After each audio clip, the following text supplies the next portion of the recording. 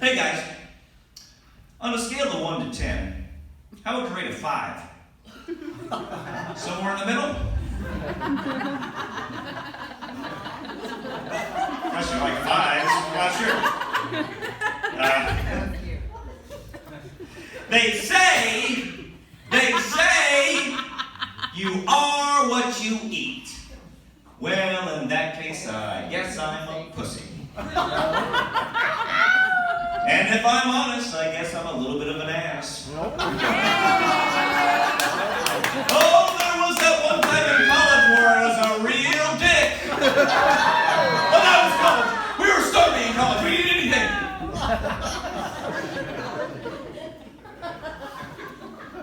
My wife loves that joke. Because, you know.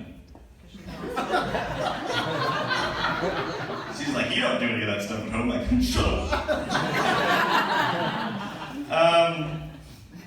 You know, I bet there are moments in his life where he had to step away from the fame and the crowds. And he had to take a moment to himself. And he whispered to himself, go, go, gadget self-esteem.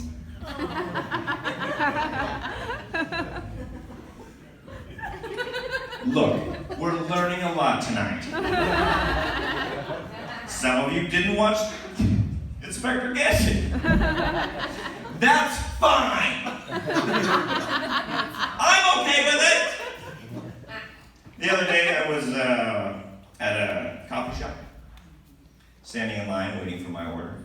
And the guy in front of me was on his phone, and I overheard him say, yeah, people like to quote me. Oh, sure, we giggle and don't make any noise at all, but he was right.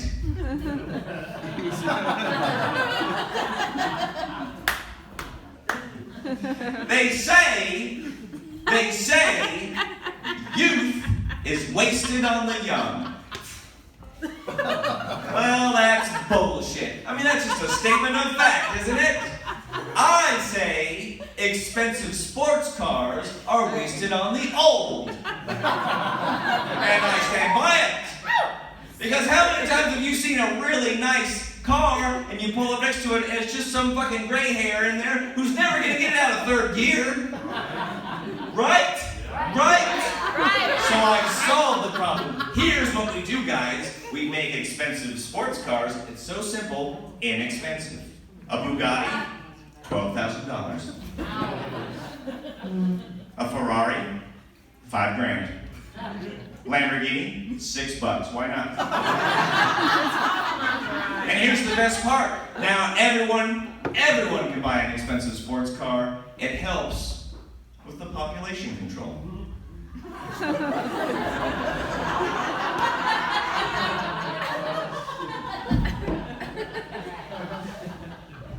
That one I'm not gonna cut that one out. I believe in that one. I believe in it. You guys ever heard of a guy named Charles Darwin? Yes. Of course you have. You know, he theorized that man evolved from monkeys. Huh, interesting. I guess if that's true, then I theorized that seamen evolved from sea monkeys. Again, not cutting that one. I don't need your approval.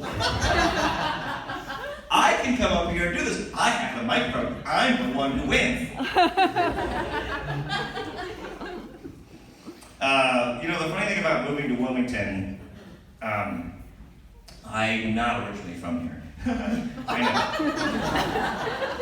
I just moved here 3 years ago. I was in LA for 20 years. I know. Bless It's your okay. heart. Yeah. It was an experience. I moved out there when I was very young, and I was like, let's give this a go. Why not? So I was very poor, and I ended up living in this very poor neighborhood. It was not a very good neighborhood in Hollywood. I know, thank you. It was a rough neighborhood, yes.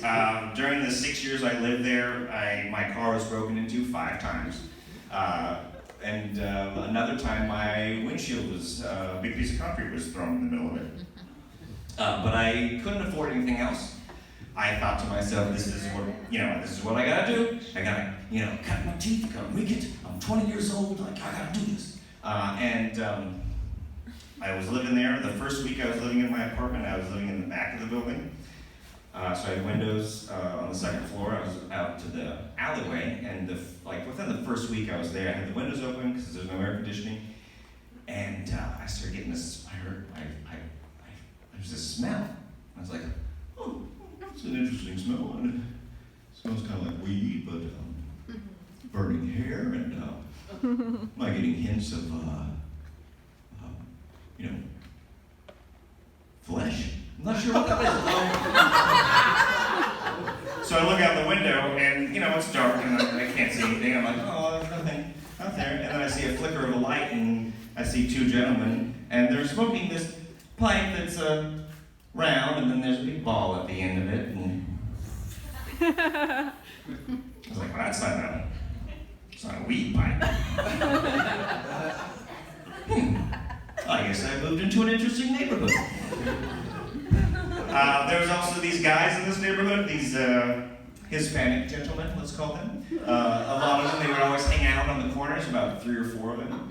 And they were a little scary. They had a lot of tattoos, some going all the way onto their face. And I was like, they are some interesting groups of guys. But, I figured, I couldn't afford anywhere else. I was like, I'll go my way. They'll go their way. Everything will be fine. I'll just make the best of this. This went on for about 8 months. I was able to do this. And then, one morning, I woke up, I had to go to work. And I was walking out, and lo and behold, the inevitable happened. I was going to have to pass by some of these guys. So I was walking up to them, and I was like, all right, I'll just walk by real quick, and, maybe not make eye contact, just try to sit down. But I couldn't help it. I noticed one of the guys noticed me, and he was like, and then I, getting closer, I saw him tap the other guy. I was like, oh boy, here it's coming. This is the day. This is the day we learn about Los Angeles. And I got up to them, and the guy nodded, made direct eye contact with me, and said, hey, what's up, Harry Potter?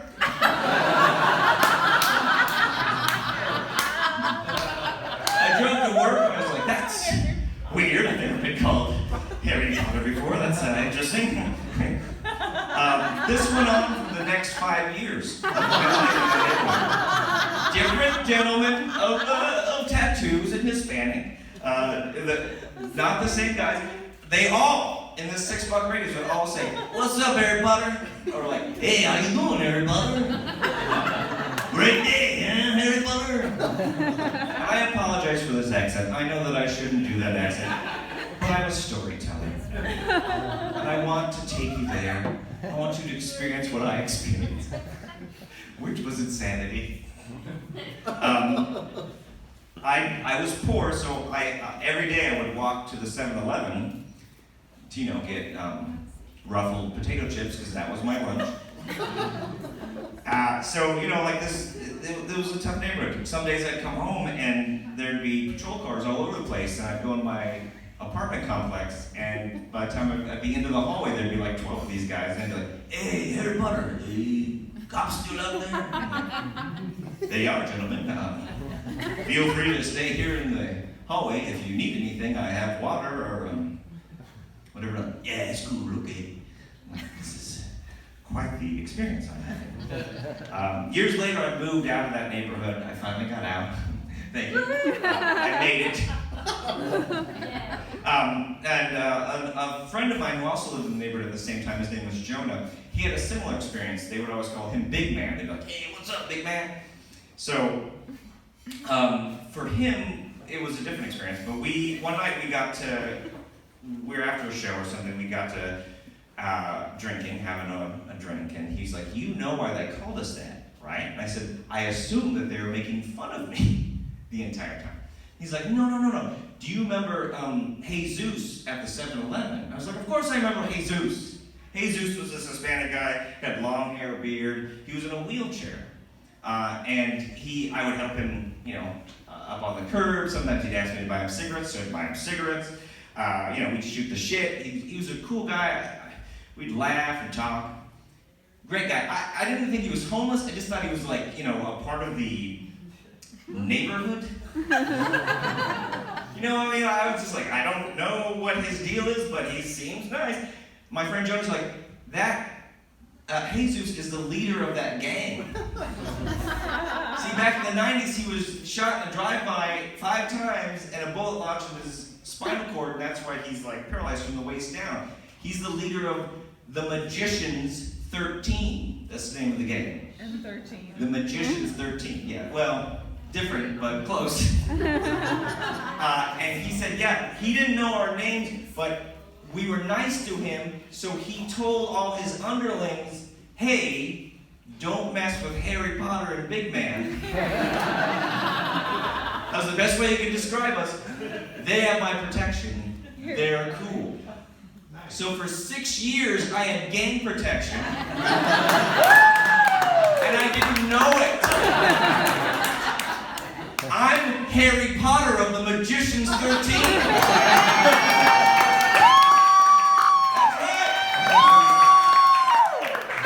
You're a gangster, Harry!